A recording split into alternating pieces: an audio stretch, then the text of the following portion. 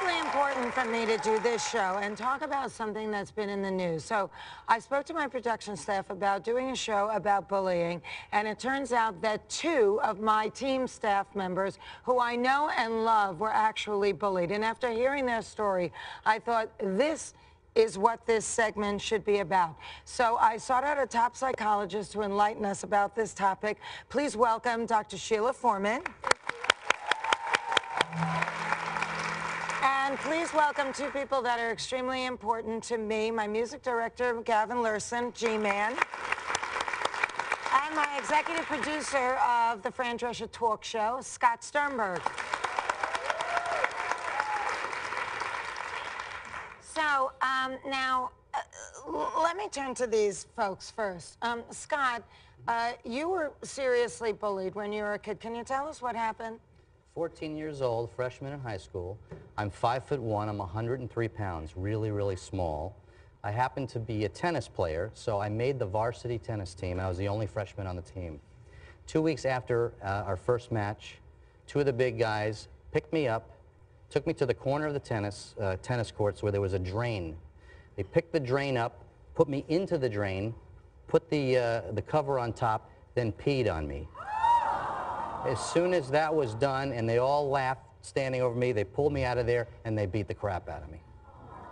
I would say that's being bullied. Oh my God, you must have felt so awful. It was, I'm so I've never sorry. forgotten that. Of course, the imprint still remains on you to this day, I'm sure. Now, Gavin, what is your story? And because you were all so badly, but look at this. I mean, this is just unbelievable. What happened to you growing up, and for how long? Well, mine was more of a longer story. It was a span of about 10 or so years. I was a scrawny kid, very thin and smaller than the other kids, and I had low self-esteem for whatever reason.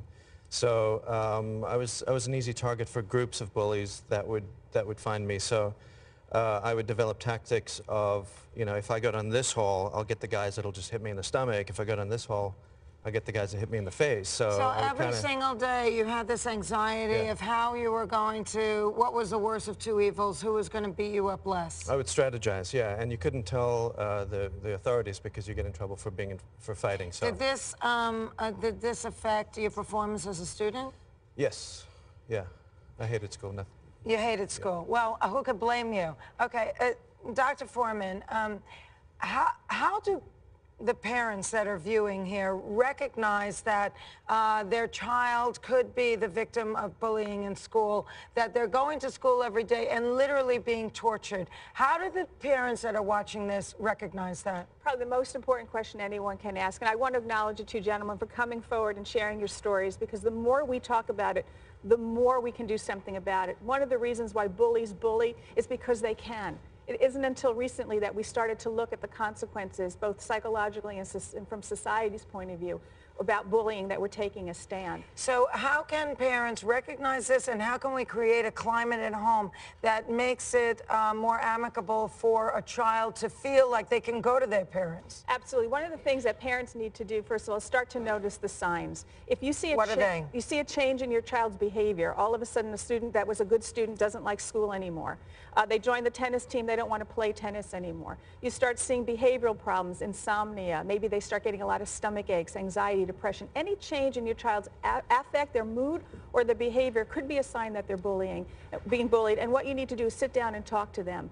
And one of the best ways to do is to use something like this, like your show, to say, I saw this on television. What do you think about it? Let's talk about this. And use something like this segment as a way to open the door, for them to realize that this is something we can talk about, and nothing bad will happen to them if they share their story with their parents. Okay, well, I think that that's really important. Now, why would a child have such an axe to grind that he goes to school with the intent to torture other children?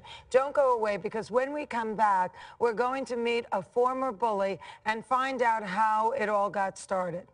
Thank you.